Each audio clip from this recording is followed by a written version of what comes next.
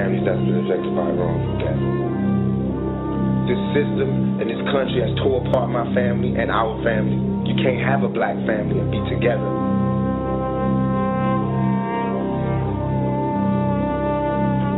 How many more funerals do we got to go to?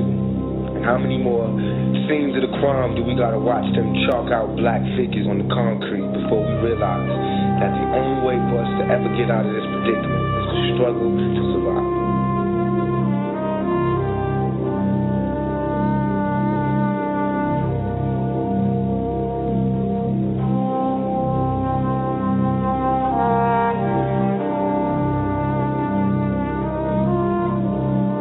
If we want to change, we got to fight for it. Ain't nobody gonna give it to us. We just gonna have to take it. Holla at your head, man. Welcome to the Dino Dean Show, and I'm your host, Dino Dean, the Dean of Talk Radio. We have a fantastic show lined up for today. The call-in number is 646-200-0067. Once again, that call-in number is 646-200-0067. You guys can hit me up on Facebook, Dino Dean Show. You can also follow me on Twitter at Dino Dean Show. You can also shoot me an email, and that email address is dinodeanshow@hotmail.com. In our last segment, we will be having a Get It Off Your Chest Sunday like we do every week. This is the segment where we talk about any and everything from politics to what's going on in our communities to current events. Also, a little bit later in the show, we're going to be talking about the sad story of Sarah Cruzen. She is currently incarcerated in a California prison and sentenced to life for killing her pimp at the age of 16. Very sad story. But in our first segment, we have on air with us a fantastic gentleman. He's author Charles E. Campbell, and he's written a book called The Art of Black Love. And with that said, welcome to the Dino Dean Show, Charles. Absolutely, Charles. Thanks so much for taking time out of your schedule and hanging out with the Dino Dean family today. And the first thing that I wanted to ask you is this. Why did you write the book, The Art of Black Love? Well, I wrote the book, The Art of Black Love, because I have a deep love for that which I am. It saddens me to witness the suffering happening to many black folks. So The Art of Black Love was written as a wake-up call, or as I call it, a bucket of cold water in the face of black folks, to challenge us to take personal responsibility for our behavior, to demand our leadership provide us with a national black empowerment plan, and to break us free from the religious programming given to us during our enslavement. Very good. And define what black love is. Well, black love is unconditional. It's honest, it's compassionate, it's meta-spiritual. It's the kind of love that a mother has when her newborn child is born. It sometimes is illogical, territorial, and protective. Black love, to me, is a transformational feeling that demands that the group interest be placed before the individual's self-interest or reward or some kind of benefit or greed. Absolutely. I agree with you 100% because too many times in our communities, everybody's out for self, and we do not seem to look at the collective, and we get caught up in the rat race, and you have bills to pay, you have a mortgage, you have to take time out with the family. But as we look around our communities, many of them are crumbling. So therefore, I like that concept that you have of a collectiveness of black love. We have to love everybody in order to turn this whole thing around. Definitely. Absolutely. And let me ask you this. You described something called the philosophy of aha. What exactly does that mean? Well, the philosophy of aha, it happens when you gain an understanding. To achieve this revelation, you must first be willing to allow someone to teach you something new. It's like, I've got it. Poor black African-American leadership depends on people having a closed mind to anything other than what comes from the Bible, sports, or entertainment. Many people have no clue about the racist policies specifically designed to create and maintain the conditions that black African-American people find themselves in. So the aha is when you get some new information that literally challenges your thinking. Okay, very good. And do you believe that African Americans are brainwashed or under some sort of mind control? Yes. The the challenge with that is what we believe. When a people are fed the same information and continue to do the same thing that doesn't produce better results, that's a form of brainwashing. Examine the facts of our condition. Our poverty on record is 15.1%. Our unemployment officially is 14%. When you look at all of those statistics, like our children in foster care, divorce, and incarceration, there is something happening. And so our problems are getting worse, and our leadership at every level have no solution. And the sad thing is that we are not, the masses are not demanding that they produce any solutions.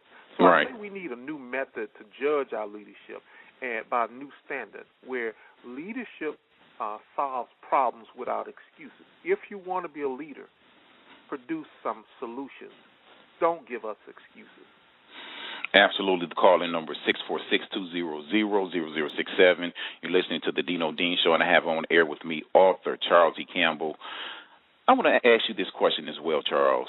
Leadership. It seems as though other ethnicities don't seem to have this quote-unquote Hispanic leader, quote-unquote white leader, quote-unquote Asian leader.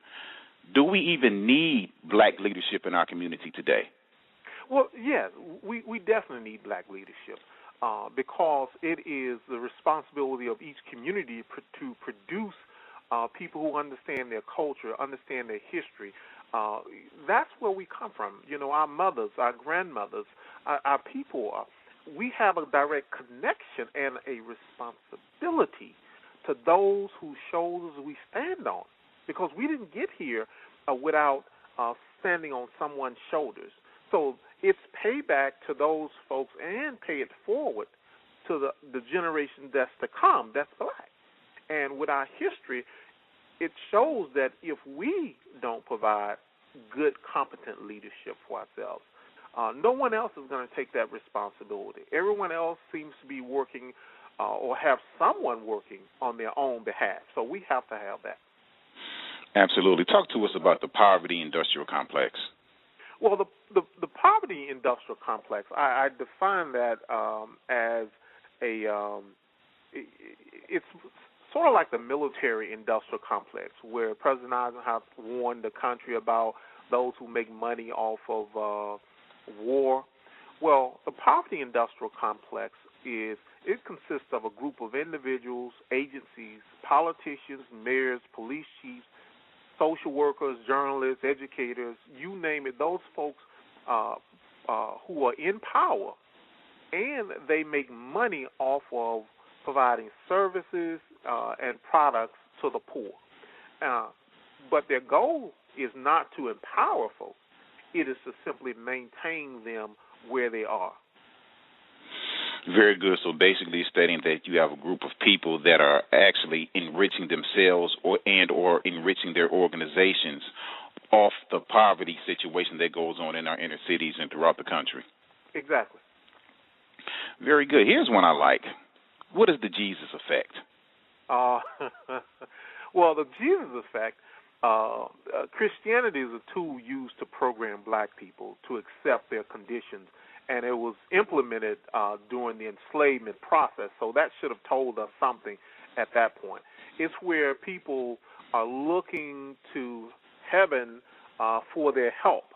And Dr. Carter G. Woodson wrote that if you can control how a man thinks, you don't have to worry about his actions. So we have more churches and more preachers than ever before, and many of them use Jesus as a pimp would use drugs to control women. And so the problem is what you're learning. People are free to worship and believe whatever they want, but you should always question if we've been believing the same thing since, during, and after slavery, and our poverty condition and our social condition and our income condition hasn't changed, then we need to really have a belief system that empowers us, not controls us or maintains us into our condition, waiting until we get a mansion in heaven beside a white man. So that kind of thinking, we've got to move beyond that. But you can't if you don't recognize it. And sometimes the the Jesus effect is so deep that people are simply, they believe it because their mothers and grandmothers believed in it. And if you go back far enough, it was handed down to us as a belief system by those who enslaved us. Absolutely. I agree with you 100%, sir. And that Jesus effect is going to be one of the greatest things that our community has to overcome, because it's been so indoctrinated into us ever since we come out of the womb. The Bible was given to us. We were going to vacation Bible classes and going to church and whatnot. And mind you, there's nothing wrong with church, but at the same token, we have to start taking responsibilities for our own actions and stop waiting for a so-called Messiah to come back and save us. Mr. Campbell, let me ask you this as well. Integration. How has integration hurt or harmed our community? I think integration, let's first deal with segregation. Segregation should not have been in place in the first place. So getting rid of the laws that discriminated against people from having access for them pursuing their dreams, that was the right thing to do. The challenge with that is that our leaders did not maintain a sense that we should own our own, because it is about the economics, because when you control it, you are able to profit and use those profits to help your folks. I'll give you an example. The professional baseball league exists, but we had our own professional baseball league. Yes. And so imagine competing today with the one that exists. Same thing with cars, same thing. Allen Hydro Energy Corporation, a renewable energy company that can create over 10,000 green jobs in your large metropolitan city. Call President Obama and your politicians and demand that they get serious about creating green jobs. Allen Hydro Energy Corporation has a patent-pending innovation that can produce large-scale hydroelectricity in a 70-story building downtown in your large city. Allen Hydro Energy Corporation can cut your electric bill by 50%. A real job creation plan to get America back to work within 2 months. Find out how you can support Allen Hydro Energy Corporation. Welcome back to the Dino Dean Show. The call-in number is 646-200-0067. Once again, that call-in number is 646-200-0067. On air with me today is author Charles E. Campbell, and he's written a fantastic book, The Art of Black Love. Charles, are you still with us? Yeah, I'm with you, Dino. All right, let me ask you this, Charles. Why should black folks take the oath of black love? Well, the oath of black love is our pledge of allegiance, and I wrote it specifically because we need an oath that sets the tone for our behavior and attitude toward our own self-empowerment. Okay, and do you know the oath off the top of your head? Give us the oath. Well, I pledge my life, fortune, and sacred honor to the empowerment of black African-American people wherever we live, work, and play, to help black African-American people achieve success without expecting reward or compensation, acknowledge that our uplift and empowerment depends on our ability to collaborate with integrity, honor, and without greed, to take personal responsibility for my actions, attitudes, and choices without excuses, to reject all programming that does not empower black African-American people to improve our group's economic condition. I will defend and protect the health and welfare of black African-American people against all enemies, foreign, domestic, or internal, but especially our children and seniors from all forms of bullying, violence, and discrimination, to work much, much harder to develop my talents and gifts through education and training for the benefit of myself, my family, and black African-American people, to demonstrate black love through my positive attitude, family, community, social, and business interactions. I pledge to avoid all self-hating and humiliating behavior that interferes with our economic, social, educational, health, and legal empowerment. So help me God. Very good. Hey, I concur with that, dear brother. That's the one we all need to take that off, definitely. And let me ask you this question. In your book, sometimes you describe some black people as a deer in headlights. What do you mean by that? Well, deer in headlights. As Black African Americans, we often find ourselves standing in, I guess, the proverbial road of poverty, while a driver is bearing down on us at full speed. And like that deer, we're mesmerized until we get run over by the lights. We are historically taught to identify racism by our historical oppressor, the white man, using usually someone in power wearing the Klan or hood, or even today a nice two-piece or three-piece suit. The racists really understood that thinking and that psychology and realized that they could continue the same racist policies and programs without doing the dirty work themselves. Specifically, if they groomed and placed Black African Americans in positions of authority and leadership. So the policies may be the same and having the same effect, but because there's a black person in the high office or blackface, black folks are confused. They don't know what to do. They can't cry racism because it's somebody who looks like them, yet the policies are having the same effect. And so that's what I call the deer in headlights. A blackface in high place sort of mesmerizes us, and we get all emotional while still dealing with the same policies that a racist person would have in place. That's a great analogy, and I want to piggyback off that as well. You know, just because we have certain African Americans in position of power in this country, racism is institutionalized, and if we don't understand that, we're always going to be perpetually stuck in a state of wondering what's going on. And just because we have President Barack Obama, the first quote-unquote African-American president of the United States, does not mean that things are better on a local level in our communities. And absolutely. And then all of these local officials, we need to hold them accountable. We need to hold them accountable. And I used to always vote for somebody just because they were African-American. I'm going to stop doing that because a lot of our elected officials that are African-American, they take our vote for granted. And when election time rolls around, they say, we got to get this brother back in. Why? I see no change in my community. Maybe I need to go somewhere else. But, Charles, let me ask you this as well. How important is it that black people learn to collaborate without greed? Well, collaboration without greed. Greed promotes distrust. And I use this example of Microsoft being started between three friends. And in our community, we have people with those kind of ideas, but the challenge is we have a legacy of distrust that gets in the way of us collaborating to work. Collaboration is the new model in the 21st century for being successful. There's the concept of the business structure where the leadership team, you have someone who understands how to market, someone who understands how to develop and build it, and you have all of the various skills. Well, that's how you get products and services to the market and earn money off that. The African-American community has got to put aside we've got to be trained to put aside that legacy that was implemented during this enslavement process that systematically taught us to mistrust each other.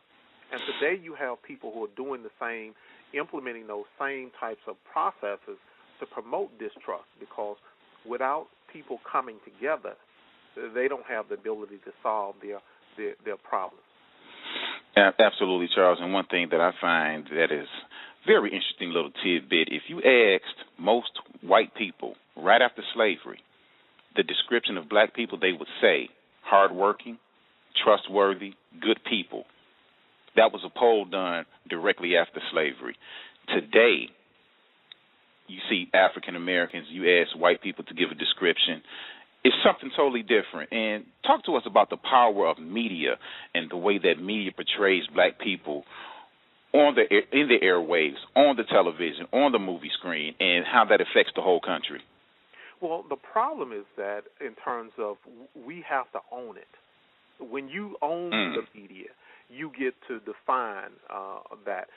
Someone made an analogy about the lion in the jungle and how they would view the humans, and it's just a difference in terms of who's in power and who controls that. And so we have to be about being able to control some of the newspapers and television and radio stations that promote our access. And that's why I'm so excited about the Internet and online radio and online TV and just that medium, because it's removing the barriers to people being able to define themselves and create and provide products and services through that medium. Absolutely, I agree with you 100%. That's why I'm very proud of a gentleman like Tyler Perry, who owns his own movie studio. And, you know, I may not like all of his movies, but he is employing us. And I said that to say this. Small business is the economic engine that perpetuates this nation's economy. And it's so important for us to support African-American entrepreneurship. Talk to us about why and how imperative it is to support black business. Well, that is critical, because that's where the new ideas, everything starts small and it grows. And the opportunity with the new crowdsourcing or crowdfunding legislation laws that have been passed, that's going to allow something, and I talked about it in TQR a long time ago, the Quiet Resolution, where you allow a whole lot of people to pool money, $5 and $10, and those dollars are helping grow businesses that employ people and provide quality foods and services within their community. That's one strategy that can balance the policies that banks have that refusing to loan startup dollars to, or venture capitals have in terms of not loaning our folks access to dollars to start their ventures. But that's very critical that we have these tools in place. Absolutely. And Charles, you're also an inventor. Tell us about some of your innovations. Well, one of the innovations is I have a renewable energy company, Allen Hydro Energy Corporation, where I've taken the concept of a large hydroelectric dam and I place it in a 70-story building that could be built in any major metropolitan city. It'll look just like a building, but it'll still generate large-scale electricity, and the business strategists charge 50%, charge a flat fee that's 50% cheaper than what people are paying today. So that's one of the innovations. But the latest IT company is called Cuptopia.com. That's my attempt to compete with Facebook and some of the other social media. And I start off by developing a process that allows people to add a pay-per-view stream to whatever events, whether it's a wedding or a graduation, and earn revenue from that type of event. But technology is so exciting, and I am now looking to develop a web app that would be similar to what Twitter does.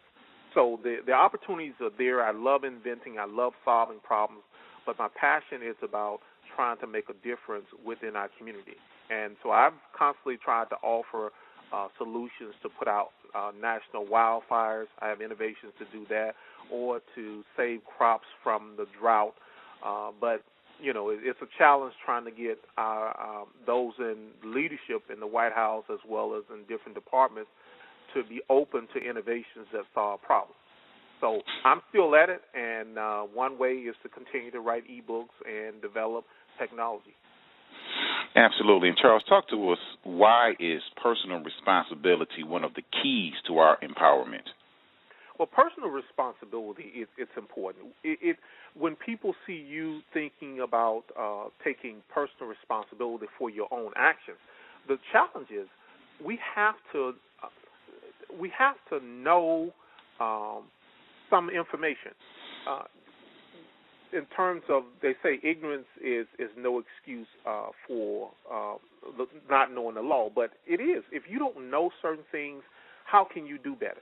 And so we have to be taught, and we assume that parents will teach young folks about personal responsibility, but we as a community have got to take that on and have a process that ensures that we're all on the same page about some things. And when we take personal responsibility for our own actions, it makes it easier to take collective responsibility and hold ourselves accountable as a group for what we do.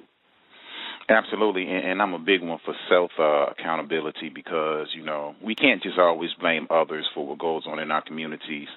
Let's not just be a stagnant people. Let's show that we can overcome, and many of us have overcome some of the past obstacles, but at the same token, there's too many people that use the history of slavery as a crutch, use the drug game as a crutch. Well, sometimes we have to be accountable for our behavior, and if we know these things are going on in our communities and are detrimental to our communities, then maybe it's time to do something a little bit different. Yeah, and that means providing solutions, because when you have a healthy economy and people are working, get a job, they're not even interested in using or selling drugs to this extent. So we've got to have our politicians talk about solutions. One of the things that I tweeted out is that, the sadness that happened in the Denver area with the shooting is that we can solve that problem while maintaining the Second Amendment. What we need is non-lethal bullets. So as a way of solving that problem, when you outlaw the lethal bullets, then people still can have their weapons, but you're not going to have the ammunition that kills folks. And so those you know what, Charles, that is a great innovation. And What exactly do you mean by non-lethal bullet? Just something that'll just put somebody down? Put somebody down. And so if you're protecting yourself, you can put somebody down, but you're not going to kill them.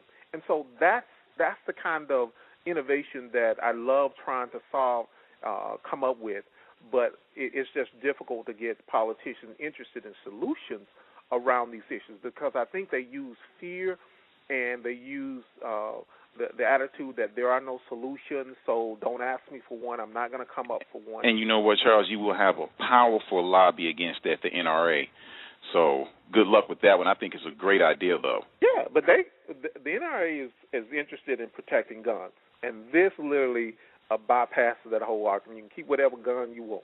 Mm-hmm. Yes, you're right. So they really wouldn't have a serious fight, but I know because they are who they are and they have big money and lots of influence, they would do that. But that's the kind of innovation that can calm and allow us to move forward and have safer communities. If we want to have safer communities, if we want to stop the killing in our communities, we have to be able to create economic opportunity. And I just submitted out an innovation that would literally get this country back on track within 3 months in terms of a national high-speed rail transportation system that would move individual vehicles rather than the bullet train that everybody is thinking about.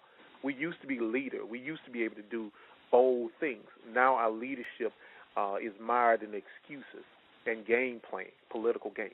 We can do better. Absolutely. And Charles, why should people buy the book, The Art of Black Love?